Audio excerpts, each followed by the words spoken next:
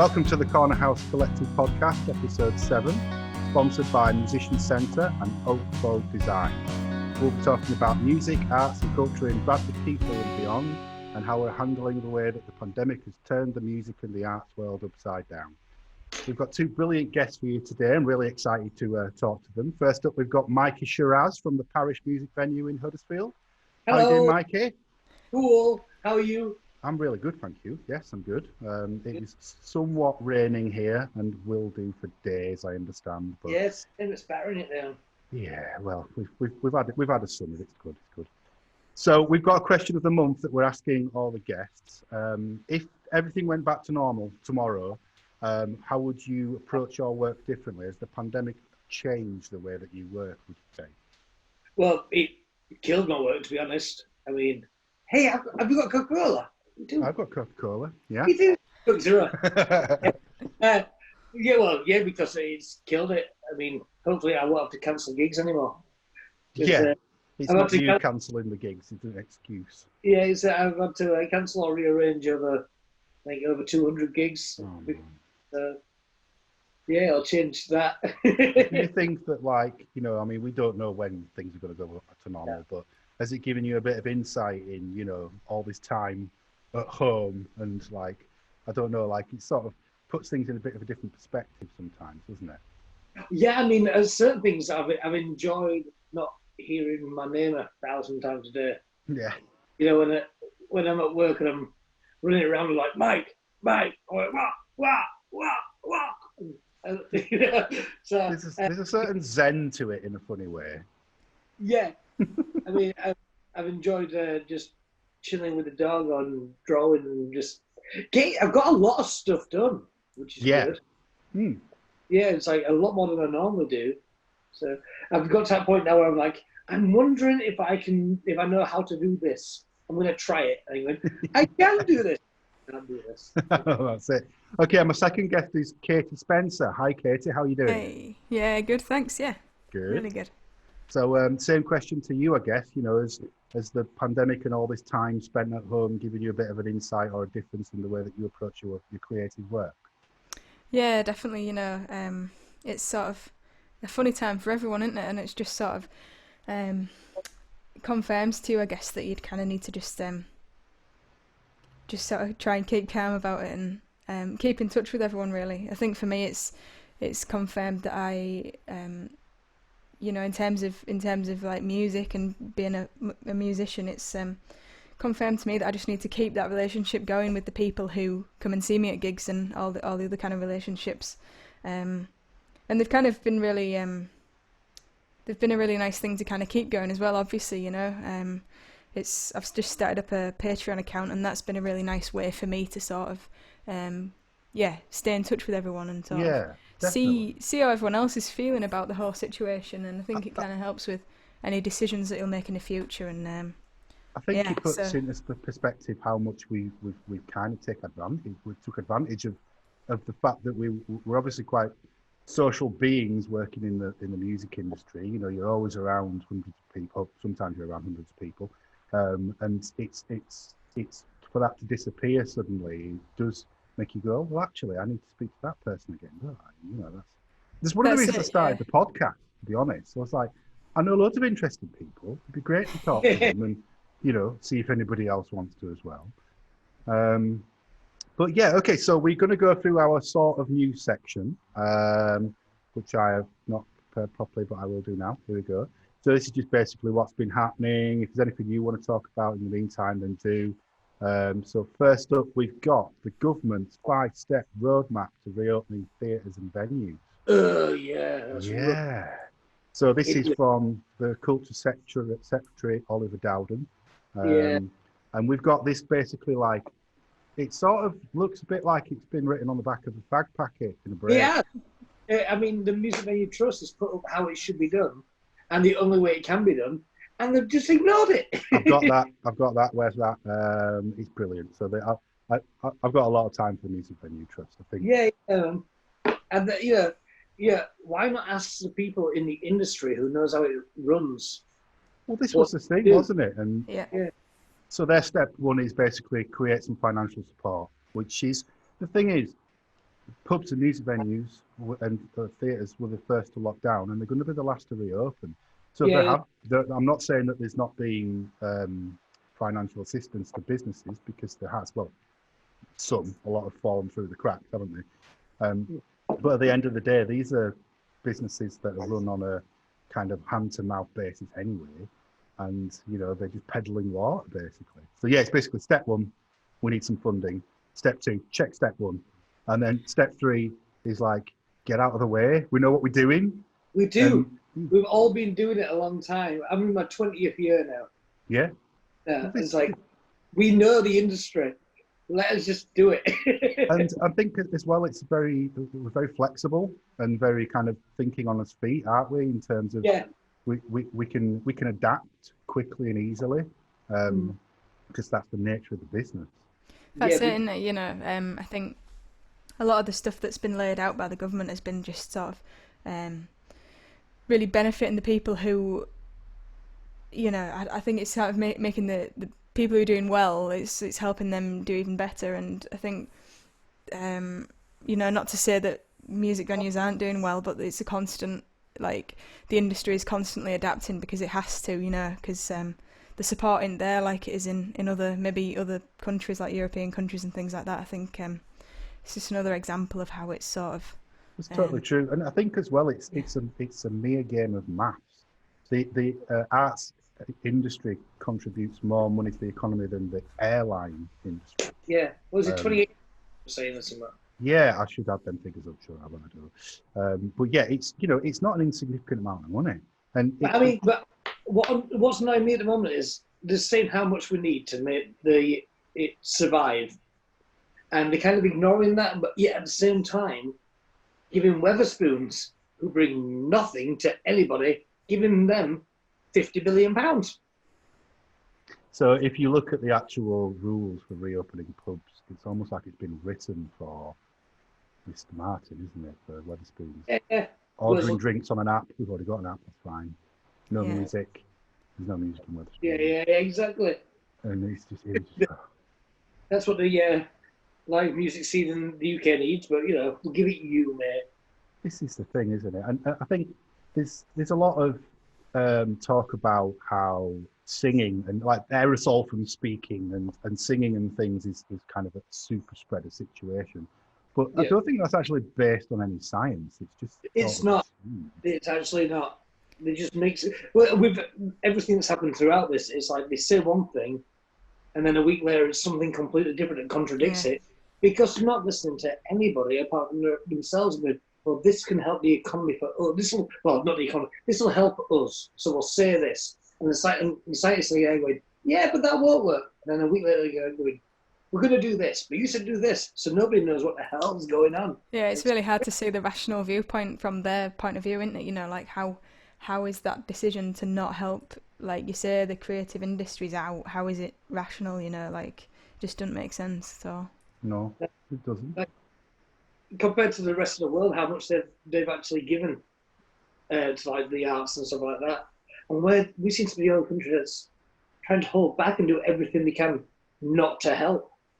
I mean, I think I said this statistic in episode 2. The entire budget that's given to the arts in the UK is the same as what Berlin gets.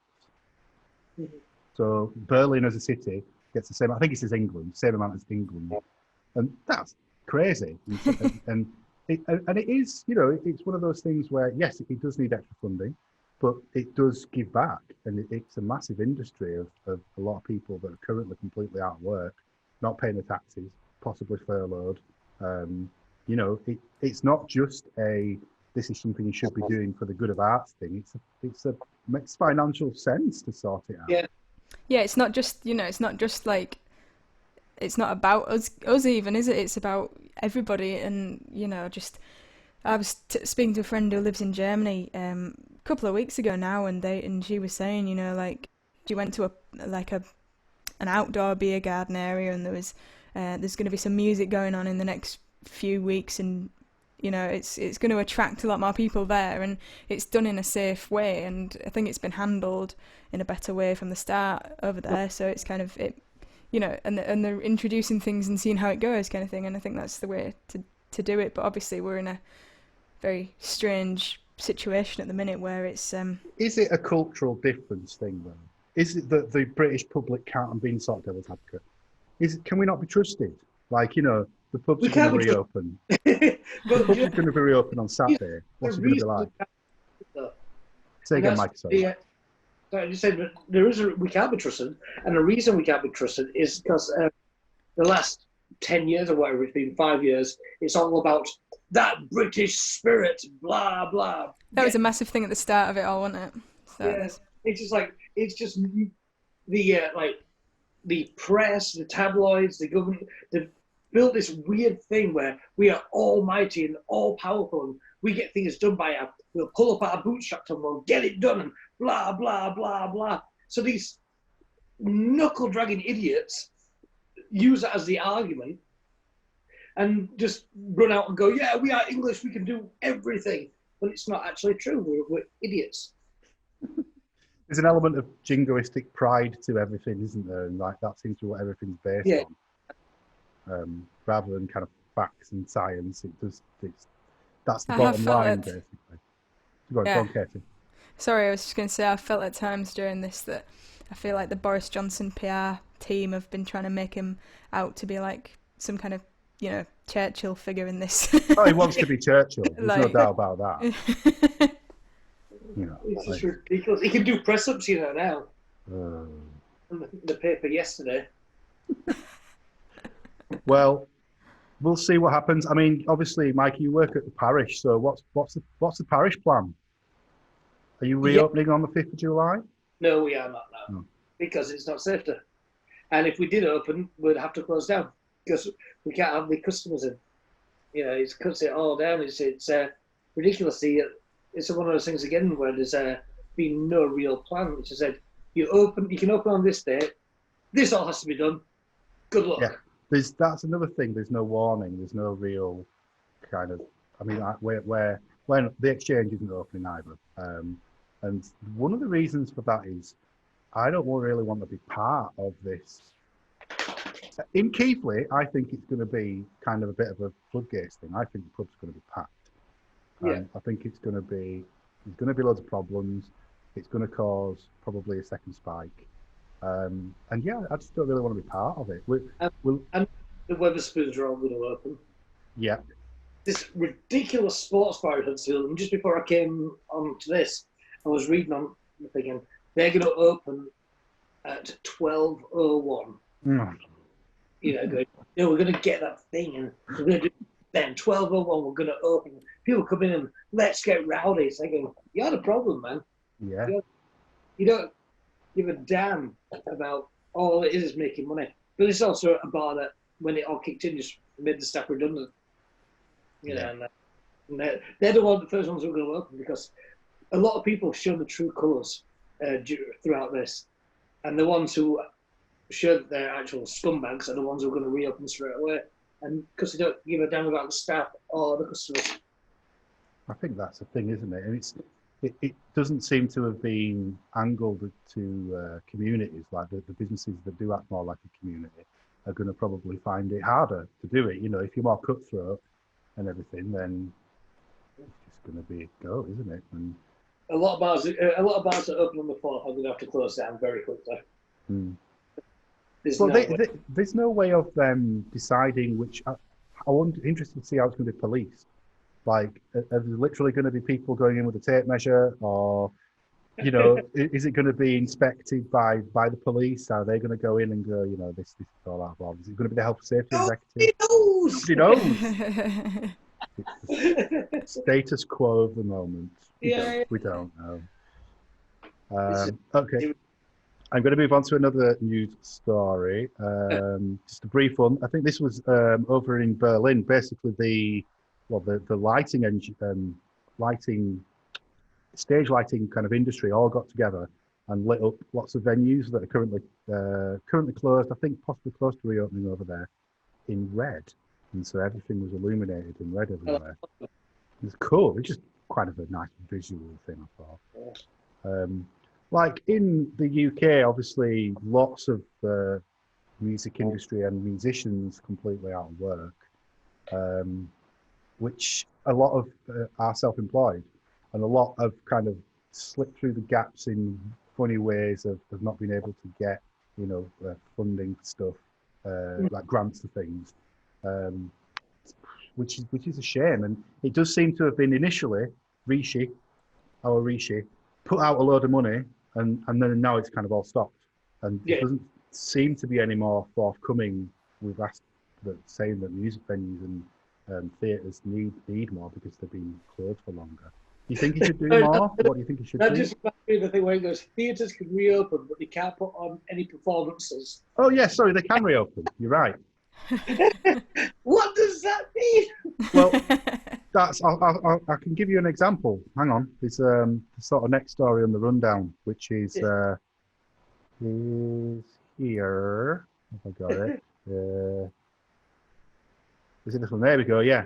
So this is Barcelona, Gran Teatre, I can't say this, Gran Teatre del Lusu, that did a performance for plants. And there was basically lots of plants in the audience. There they are. See if I can make that full screen. I've not put the sound on because it sounds terrible. Well, there's some lovely plants, to be honest. There you go.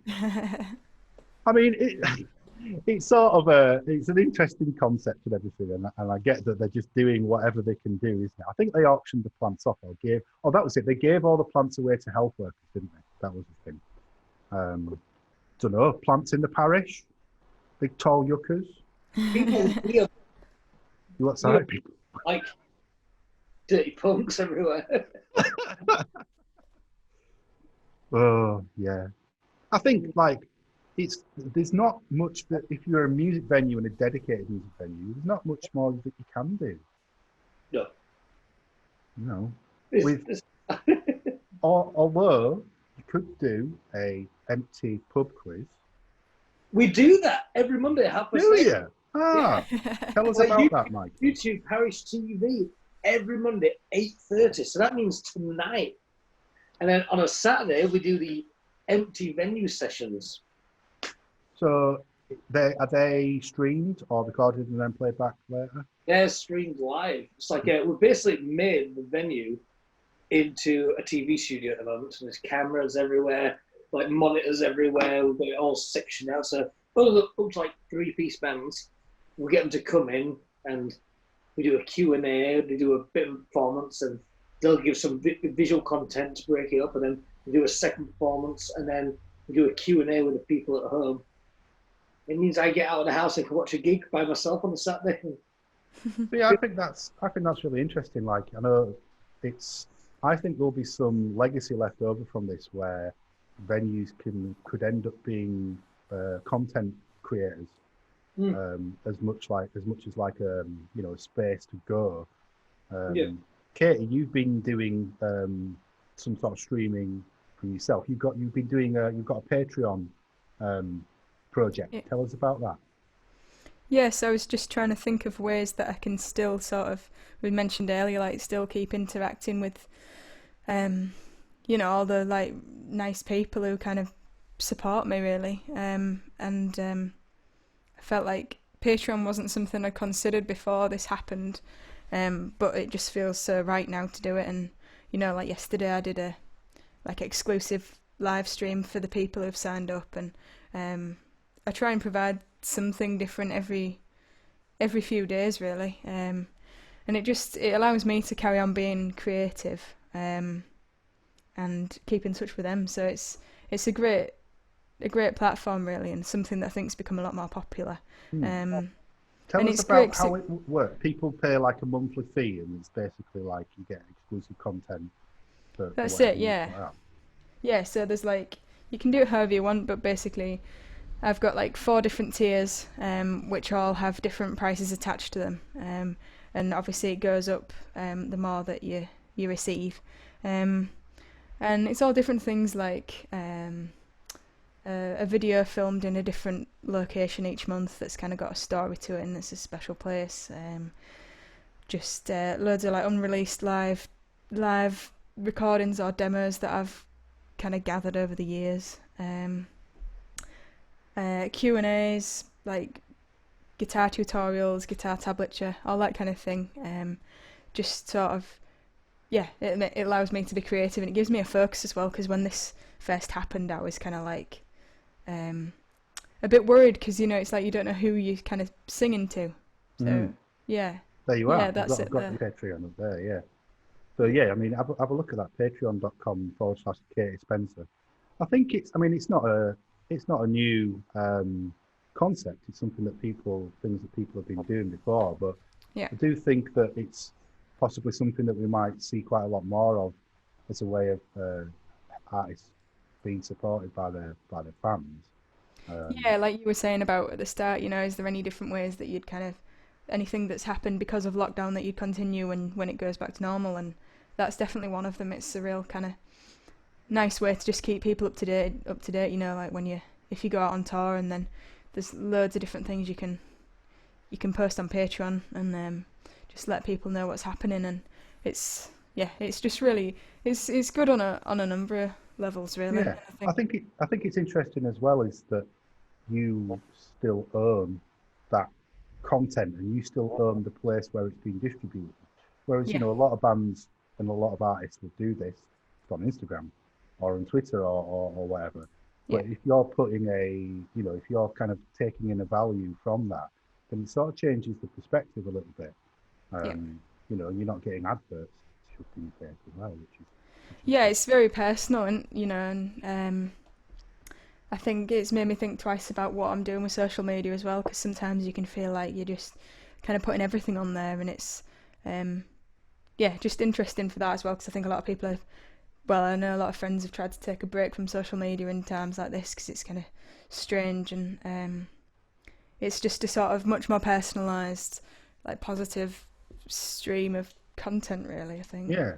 I think it's going to be interesting how that, because I mean, people are expected almost to put, if they're artists, expected to put their entire life on public view for everybody. Yeah. And it's not healthy, is it? It's the new normal to do that. And it's interesting to put like almost a paywall around it that means that it's actually only going to be people that are invested in you and that care. And I've actually found that I'm actually kind of revealing more on Patreon in a different way, just because it feels more special. I'm telling stories about like the background behind some songs that I haven't done before and things like that, because it feels right. And I think especially at the moment, it's sort of you're trying to just create those relationships with people and make sure that everyone's kind of doing all right. And I think things like that help. I hope so. Anyway, yeah. Definitely, yeah. Okay, let's move on. So it should have been Glastonbury last weekend. This weekend just gone. Would have been a wet one, of course, as always. Right. Have you? The BBC's done.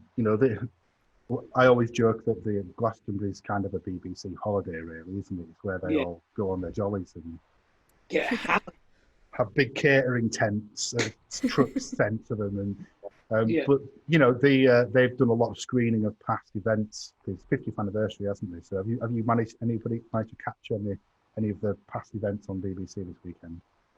I've watched none of it, to be honest. Have you not? Some of it's quite good. Yeah. It's like so last night everyone was like raging because it was a David Bowie one, which I bet would have been awesome, but no, I've not watched any. I've just The David Bowie one, they were, when they did that live, it was 2000, I think. David Bowie didn't want to be filmed at all, and they ended up compromising of saying that they could show the first 4 songs and then a bit of the encore. And BBC obviously were up in arms about that, but that's what they did. And so the recent showing of it is the full concert, which apparently has not been seen before, apart from the 250,000 people that were watching it. Yeah. But did they do Dance Magic Dance? I haven't watched the Bowie one yet. I've watched what have I watched? I watched some Lady Gaga, which was quite early on. So the production values are sort of, because it's a festival as well, and obviously quick turnarounds. It's a biggish production, but it's quite budget, but it's quite funny seeing that. I saw her at Tea in the Park, just like Yeah, I saw her and Katy Perry and Nine Inch Nails all on the same day. That's one of the good things about Glastonbury, though. It affords such a wide range of things like that. I think I watched that and I watched Laura Marling, which is amazing. Bit of Idols as well. I was watching it with my daughter, and my daughter loves Idols, and she saw them last year at Bingo Weekender. So, yeah. Katie, did you manage to catch any? I didn't actually. I'm the same as Mikey. I heard a lot of people kind of really enjoying the Bowie stuff, but no, I haven't.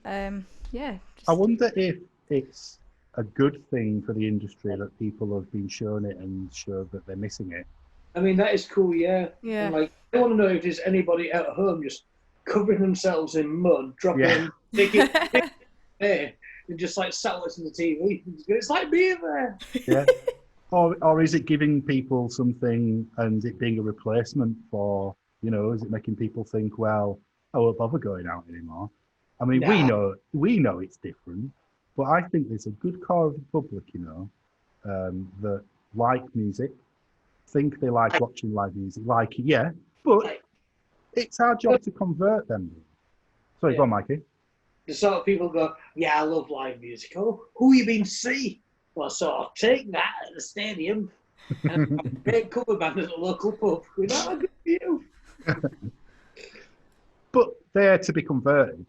And, I think there's things that we can do to help them be converted. And there's not a feeling like discovering a band live that you've not seen, be it at a festival or be it at a local venue or even in a pub.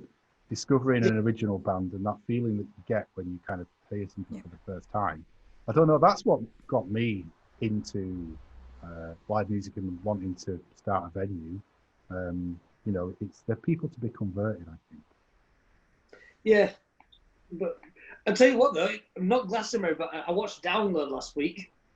Right, I didn't watch that. Who was on that?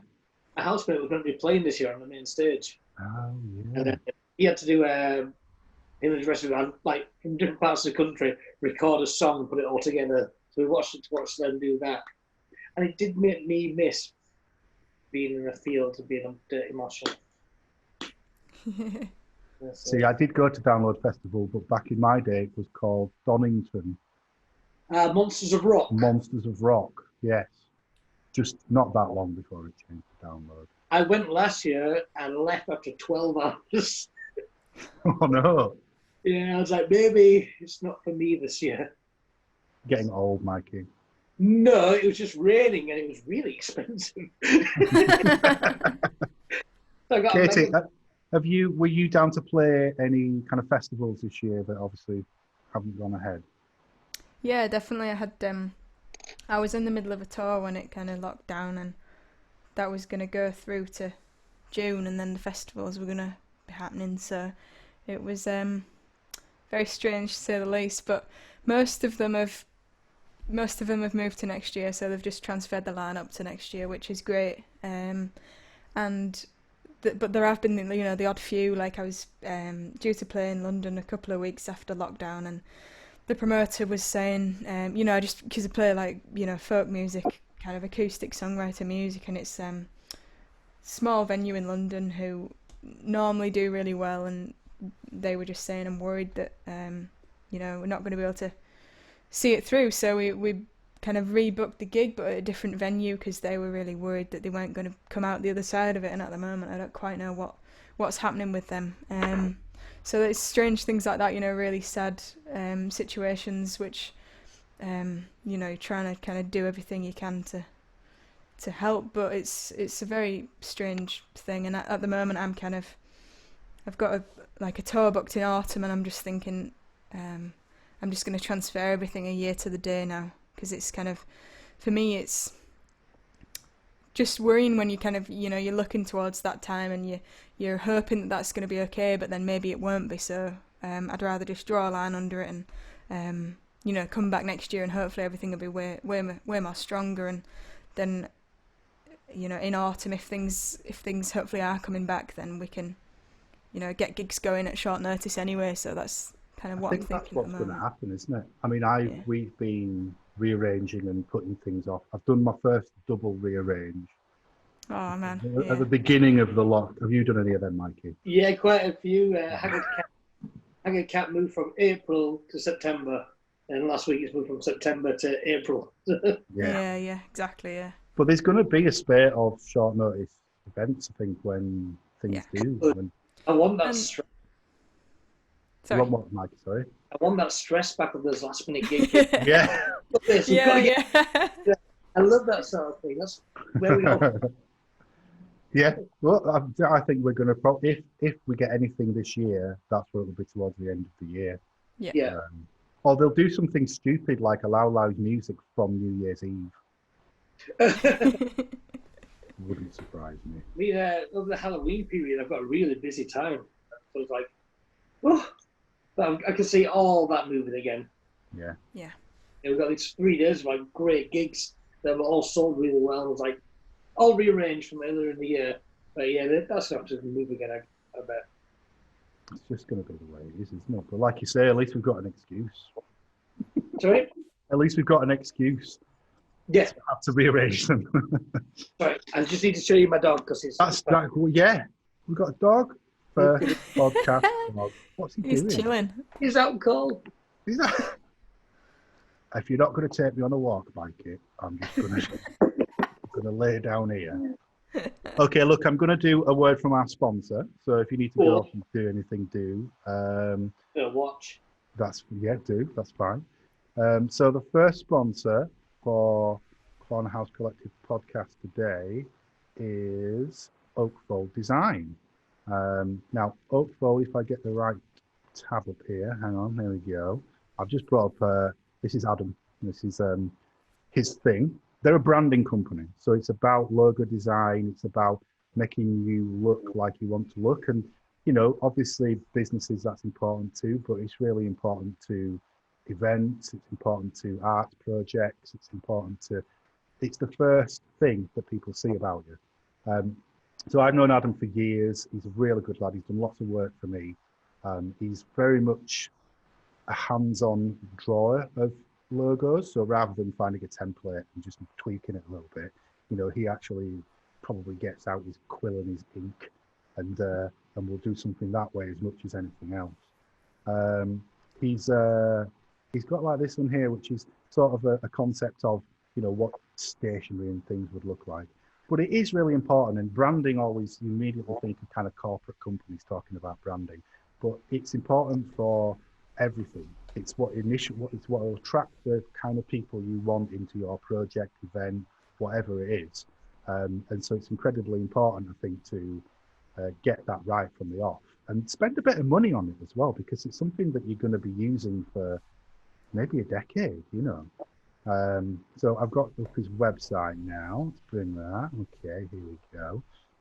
So if you're doing, like, I know we kind of like a music arts culture program. I know we'll get quite a lot of people that will do like a bidding for a funding for an arts project. Use part of that budget for branding, because it can make or break a festival, like an arts festival or whatever it is that you're doing.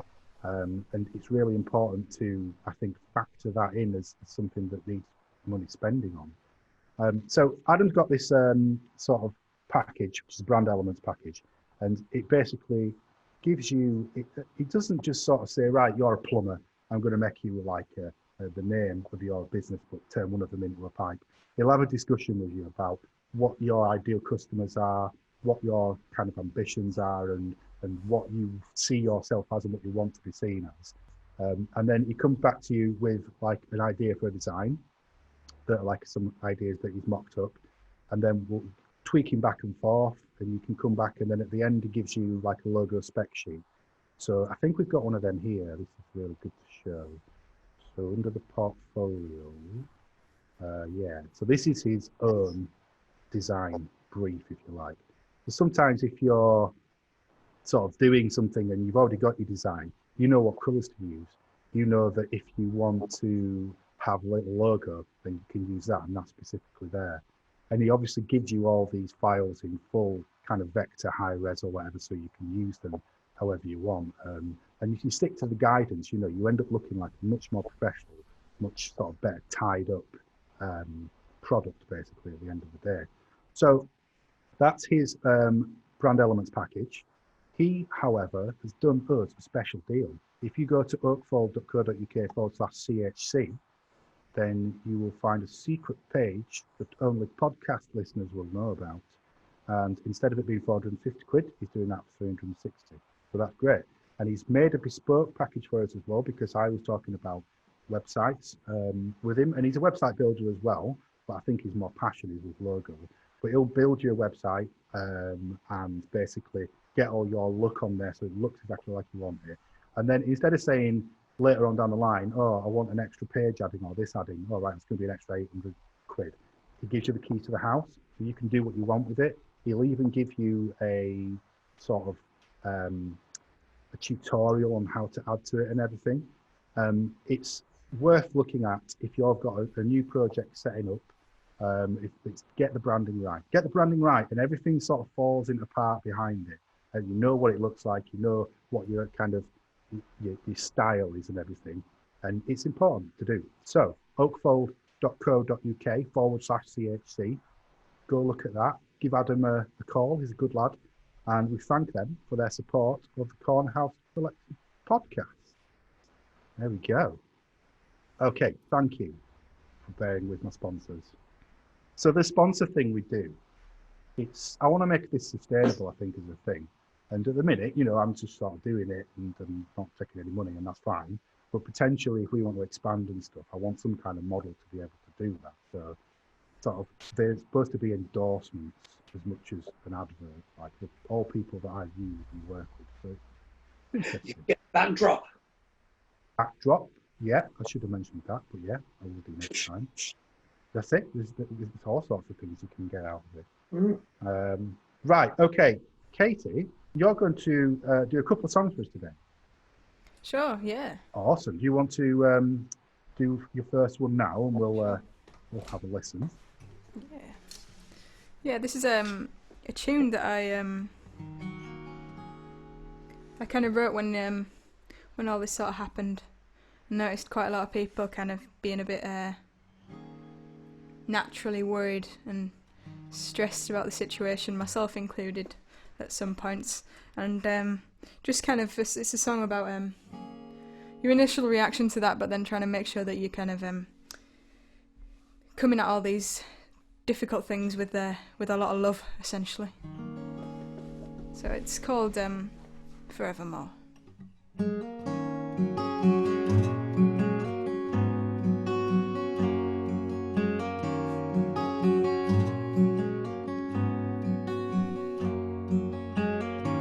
Tie me down, say what you will, make it quick, I know it'll hurt like hell.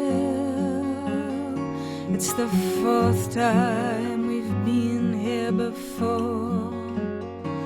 I'm so close to closing the door forevermore.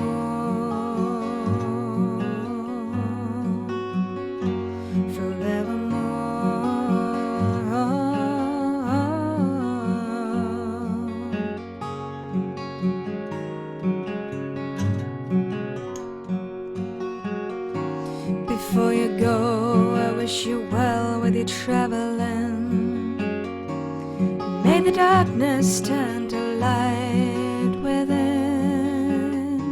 God only knows what'll happen then. You don't know whether you're coming or going forevermore.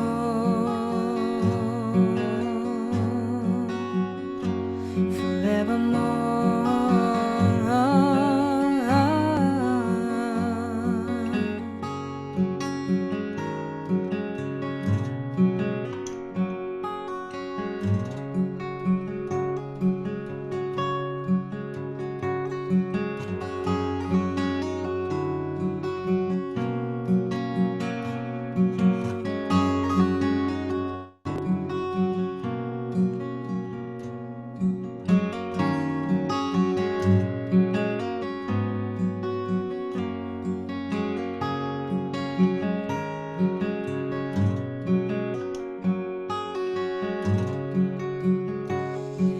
I'm sending all of my love to you.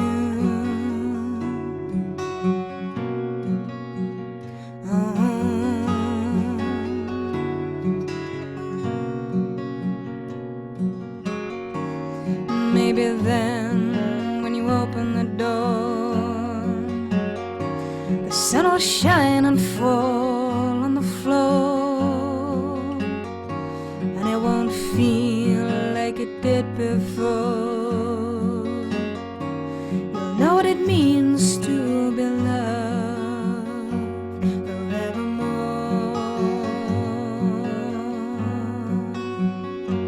forevermore.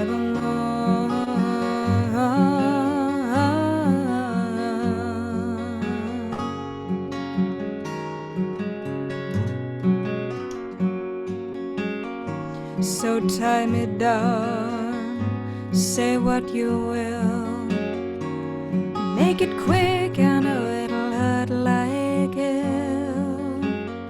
It's the 4th time we've been here before, but it won't happen anymore.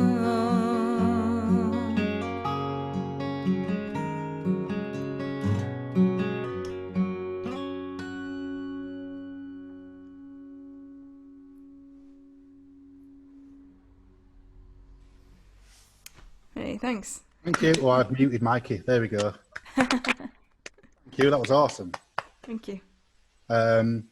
So you've obviously not got any gigs coming up, but I wanted to ask you about how you've approached kind of booking gigs like before the pandemic. Is that something that obviously you've been doing it for a while? How long have you been playing live for?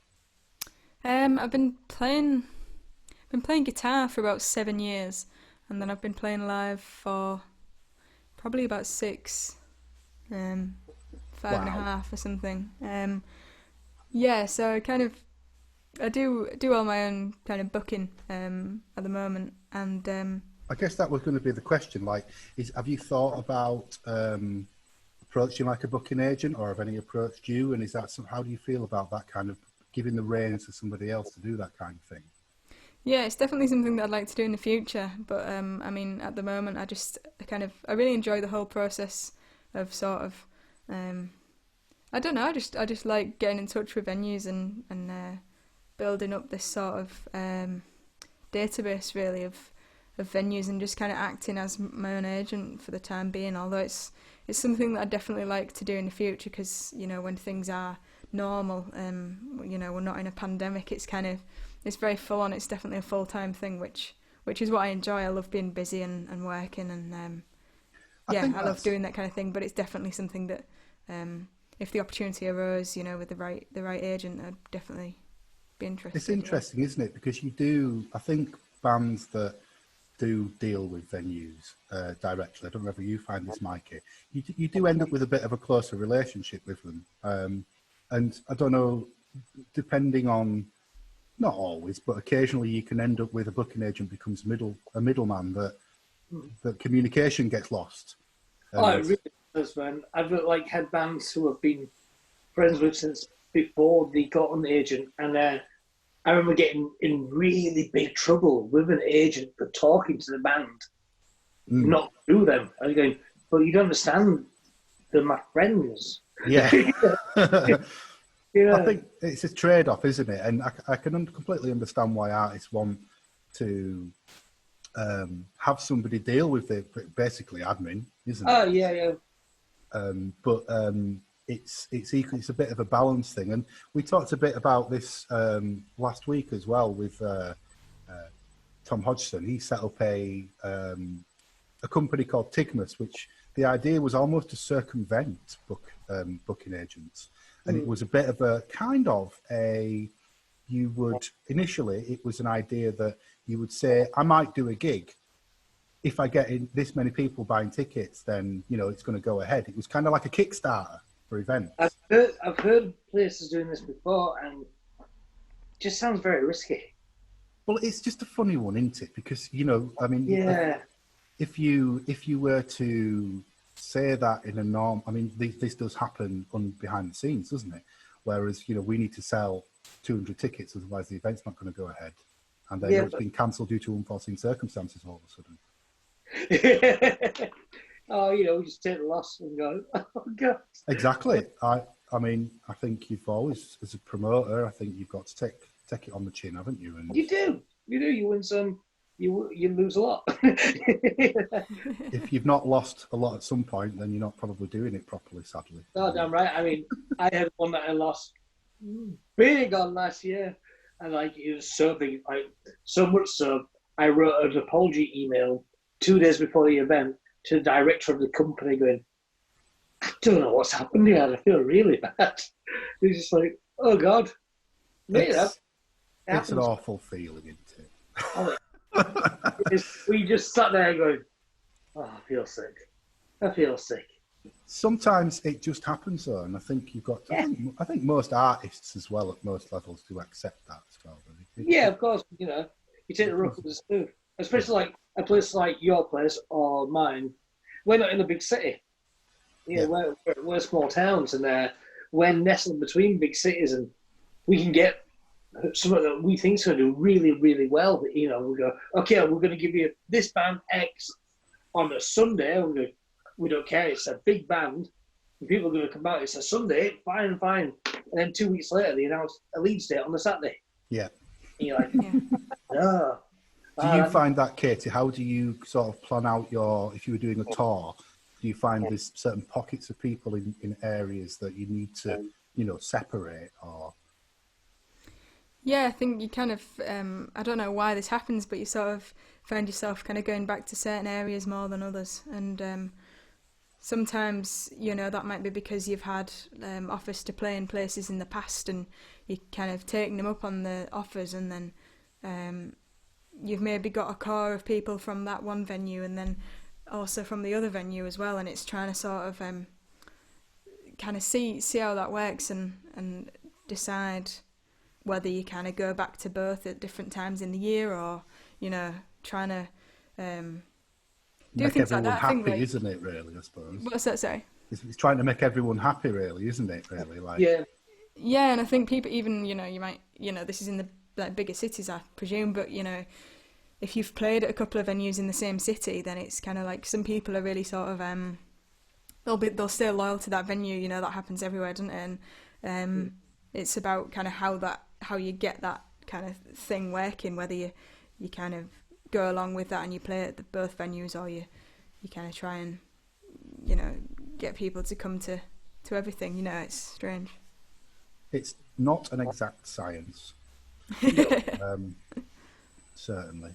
And I wonder, are we going to go back? Because I'm missing live music. It's so hard, and I'm sure, as a performer, you are as well. And it's just not the same to be doing it over a stream and to not have that interaction. And it's strange that's the same that atmosphere is the same at you can hear a pin drop folk concert as it is with a really loud, heavy punk band. It's the same atmosphere. That always interests me. That it's one thing. It's one thing. This live music bug, and obviously we like different things and everything. But that's it. Just feels weird that is currently almost nowhere in the world. Yeah, no, that is a weird thought, isn't it? I think when it first happened, I was really, really dubious of live streaming gigs. Really worried about it, and then I did one, and actually it went way better than I could imagine, and I loved it, kind of thing, because you got a glimpse of that feeling. But of course, like you say, it's nowhere near the same. But it's just trying to sustain people so that they kind of still enjoying music and hearing new music and that kind of thing, but also making sure that venues can reopen when it's safe and people will be there wanting to hear it. Do you think it's going to reopen in a kind of floodgate manner, that people have missed it so much so are going to come back, or do you think it's really going to fade in slowly? I feel like it'll fade in slowly, which I don't quite know how I feel about that, but I think that's the reality of it. Yeah. They're already starting with these driving gigs, aren't they? Yes. An interesting concept. Yes. But We touched on that last week as well. Yeah. Yeah. Would you go to a driving gig? Well, yeah, it's like my band Landsharks, the rest of those guys are in Embrace, and they've just announced a load of them. That's and right. I was thinking, maybe I'll go along to one of those. I have been saying, maybe we could open up. I love drive-ins, but I want to play a driving gig. I'm intrigued. You know, I am as well. I definitely am. I'm quite intrigued by the technical aspects of it, because you've basically got to tune into people's FM radios. And get out of your car in your own little lot, can't you? Yeah, the link that we showed last week, everyone had their own little square. You could get out of your car and, rock outside. Yeah. Are there going to be bars there or anything? What's that, sorry? Will there be bars? I don't know. Maybe like somebody going around with this 1980s style cinema tray. Oh, Rose. Yeah. There was a band, a Bradford band, Analog Bombs, whose merch guy did that. I thought it was a great idea. He basically went around our tiny venue with a little tray on a strap and was selling badges and CDs and T-shirts and stuff. Fantastic. So we normally have a spoken word section, but I just didn't book anyone this week, so that's fine. Mikey refused to do any poetry, so fine.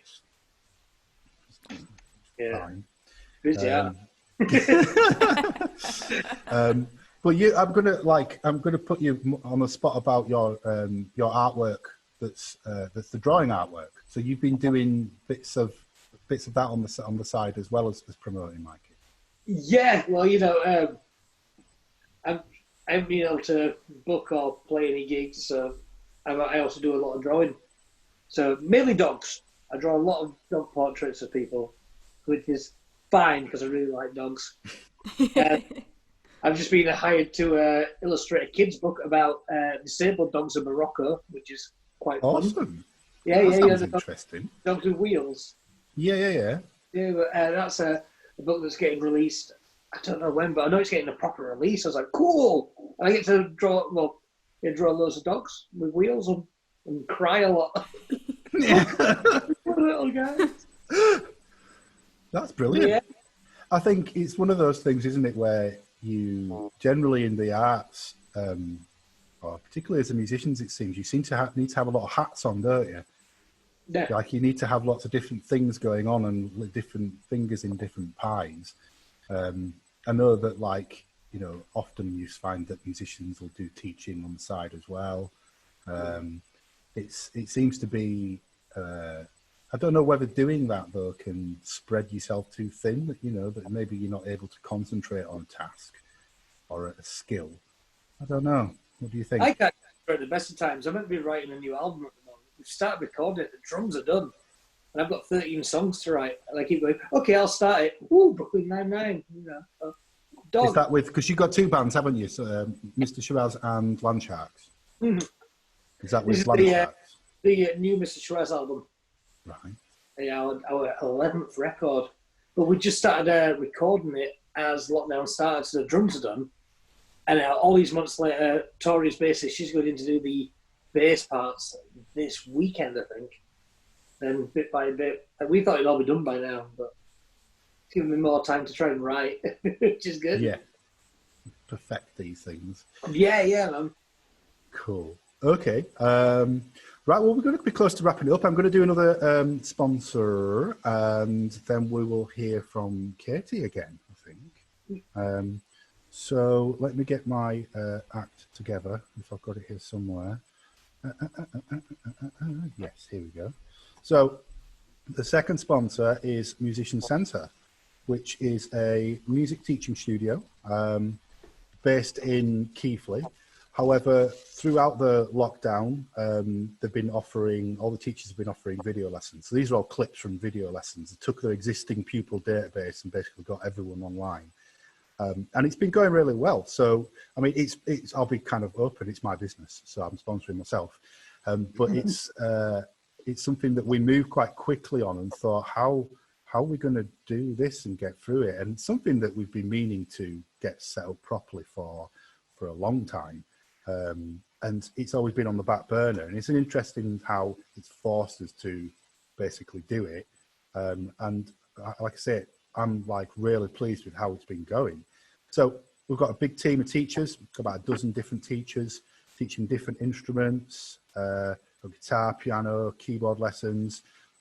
Our keyboard teacher, Reg, he's been teaching with us for longer than I've been alive. So I think it's something like coming up to 45 years.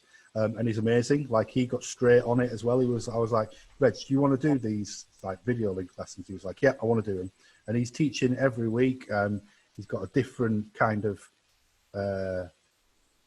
different style of teaching, I think, to a lot. He's like traditionally a jazz musician.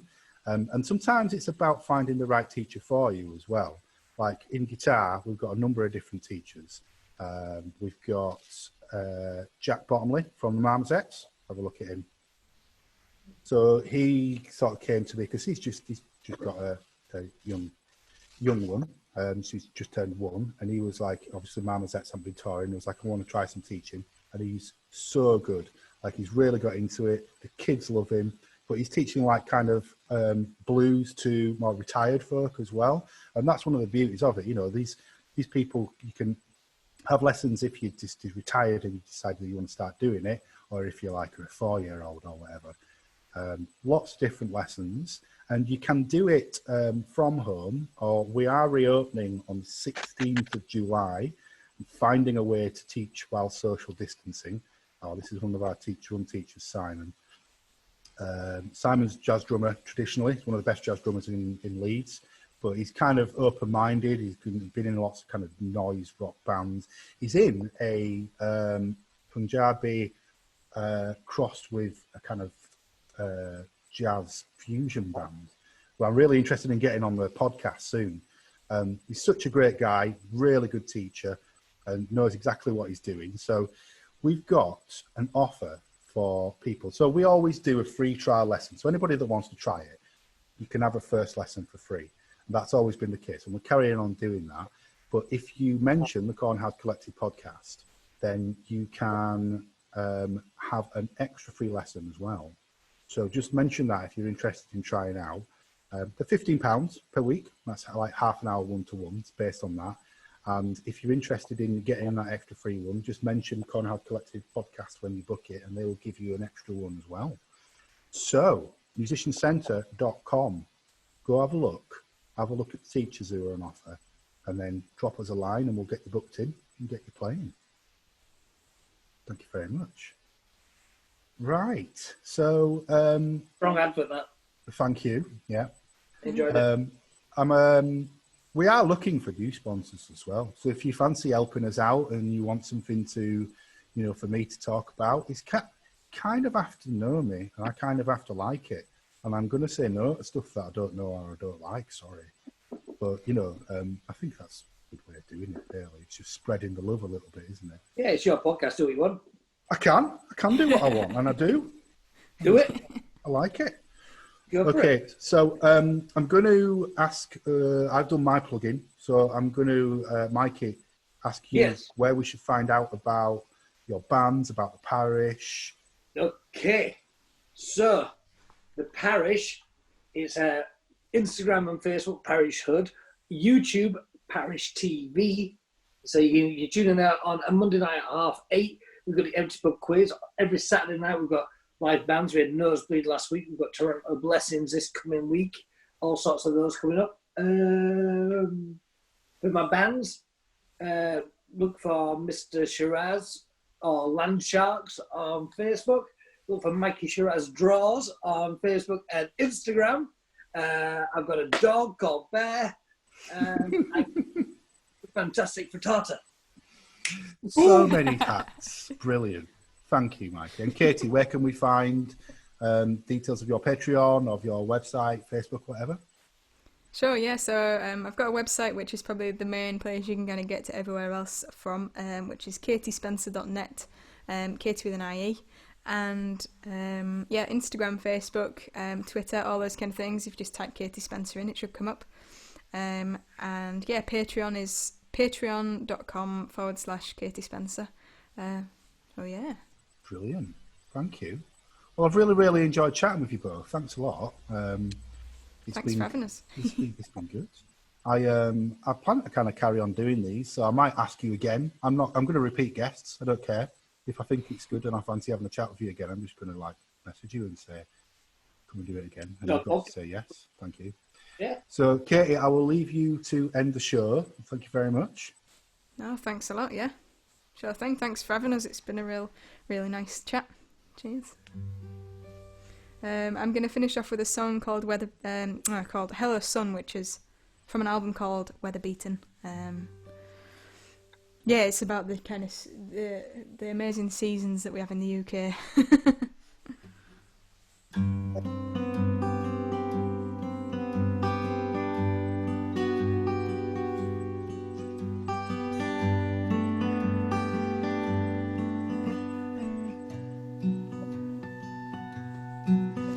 Hello, sun. It's been so long.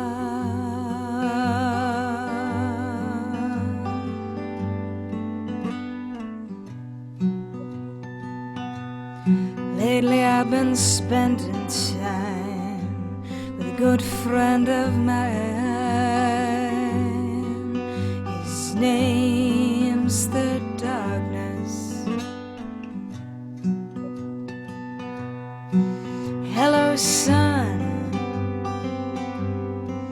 Wouldn't it be nice to spend some time together? Wouldn't it be nice? Hey.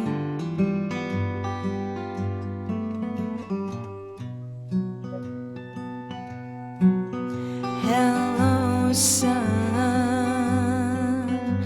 It's been so long. It's Mayday.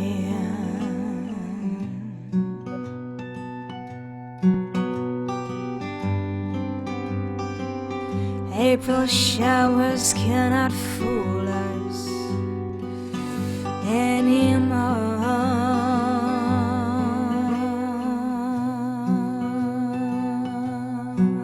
Hello, sun. Wouldn't it be nice to spend some time together? Wouldn't it be nice? Hey.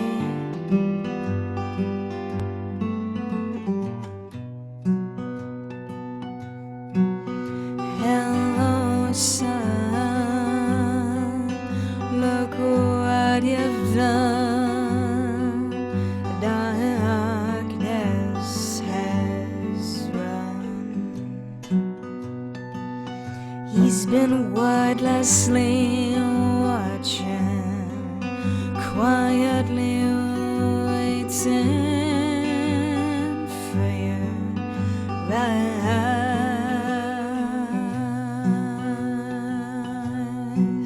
Hello, sun. Look what you've done.